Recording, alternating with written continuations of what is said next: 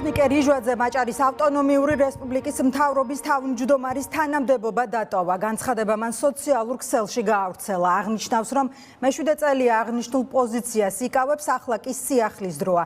თორნიკე რიჟვაძე წერს, რომ რჩება ქართული ოცნების ერთგულ ჯარისკაცად. მივიღე გადაწყვეტილება აჭარის ავტონომიური რესპუბლიკის მთავრობის თავმჯდომარის თანამდებობის დატოვების შესახებ. მე-7 წელია ვიკავებ აღნიშნულ პოზიციას. დროა სიახლის და მინდა წარმატება ვუსურვო მომავალ თავმჯდომარეს. მინდა მადლობა გადაუხადო ქართული ოცნების დამფუძნებელს ბატონ ბიძინა ივანიშვილს შესაძლებლობისთვის მემსახურა ჩემი კუთხისთვის. მადლობა მინდა გადაუხადო საქართველოს პრემიერ-მინისტრ ბატონ ირაკლი კობახიძეს, საქართველოს პრეზიდენტს ბატონ მიხეილ ყაველაშვილს მთავრობის თავმჯდომარეობის პერიოდში გაწეული მხარდაჭერისთვის. მადლობა თითოეულ თანამშრომელს, პარტიის წევრებს, გუნდს. განსაკუთრებული მადლობა აჭარის მოსახლეობას გამოცხადებული ნდობისთვის.